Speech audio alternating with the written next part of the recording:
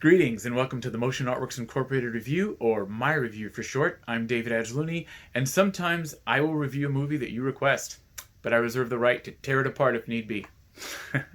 It's all in good fun, and I will never judge you for liking what you like. And speaking of likes, yeah, you know what to do with that like button. And subscribe if you haven't already. And that being said, this week, a friend recommended the movie Hush to me, and you know what? Wasn't too bad. With nothing further, let's get to my review. I wanted so badly to tear this movie apart. I don't know why. The typical girl getting pursued by a killer trope. It's tried and true but dated. And that is until Hush came along. This movie has so many facets to it. Not only does it deliver a classic horror premise in a fresh and unique way, but it uses its setups extremely well. We begin with Maddie, a deaf-mute author working on the ending to her next book. After a visit from her friend and neighbor, she sits down to a nice little microwave meal because she burned the gourmet lamb chops, and she works on her book. After a while, she goes into the kitchen to clean up after the dinner that never was, and we see her friend get viciously murdered just outside her glass door by a man wearing a mask. Of course, Maddie didn't hear her friend banging on the glass and screaming, and unluckily for her friend, Maddie wasn't looking at the door either. I'll stop there for a second. It's worth mentioning that when this scene came on, my wife, who used to interpret for the deaf, commented that she's never seen a less observant deaf person. Typically, when a certain sense is missing, the other senses are heightened. But we'll let this go. Anyway, after he murders her friend, he enters the house and discovers that she cannot hear a thing. But he doesn't make his presence known. Not yet. He proceeds to take pictures with her phone, lets himself out again, and then lets her discover them on her computer. This is where things get interesting. Before long, the stage is set. She knows that he is out there and can come in whenever he wants, but he prefers to have fun with her.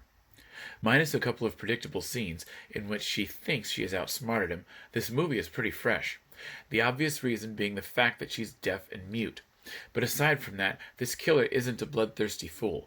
At one point, the boyfriend of her friend comes over, most likely worried about his girlfriend, and we are treated to a mind game, in which the killer first poses as a cop on a call.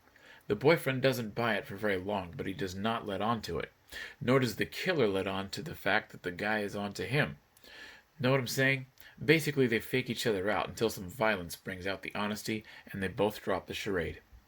One thing I didn't expect was her identity as an author being so significant in her mortal battle with this psycho. And speaking of the psycho, he was unique past being very smart. He took off his mask soon into the movie, no doubt being confident that he would kill his victim. I don't think I've ever seen a face reveal so early in a movie like this before.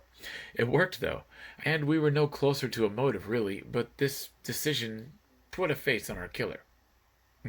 Literally. Anyway, we keep on thinking we know how the movie is going to end, and then they change it on us. This guy gets injured a few times, significantly enough to stop someone else, yet he keeps on going. She gives him a good fight. Conceivably, this can happen, especially in an adrenaline rush, and it made for great suspense. Does she win? Does he win? You really aren't sure with this one. And isn't that the way it's supposed to be? As I stated before, Maddie's writing ends up being significant in her fight with this guy. A scene that took me by surprise was one in which she was imagining different outcomes. This was directly related to her style of writing, only when she was exploring different endings to her book, she was undecided. And it added a little more tension. Ever thought about what you would do in that situation?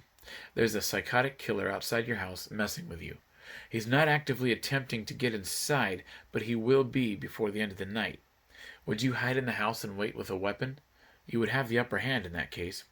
Or would you attempt to escape from your own home? This movie explores all of that. It's the kind of film where you yell at the main character and tell her what to do. Don't go out there, or he knows where you are. On occasion you're like, bitch, are you serious? No, really, Maddie named her cat Bitch. Okay, I wasn't referring to the cat, but you get the idea.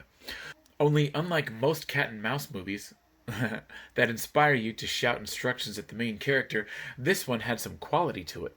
I referred to suspension of disbelief in my last review. Well, this movie didn't require that, and I imagine it would be quite disturbing to some of us. On that note, if you're not a fan of cringeworthy gore, then you're not going to like the hand crushing scene. Yeah, I couldn't even look at her hand, and that's saying something. Overall, this was a good one. Definitely worth a Friday night on the couch with some popcorn. I do hope you enjoyed that, and I hope you enjoy the movie. Um, I will see you guys next week, and like I said, just leave in the comments any movie you want me to review, and I just might do it. See ya.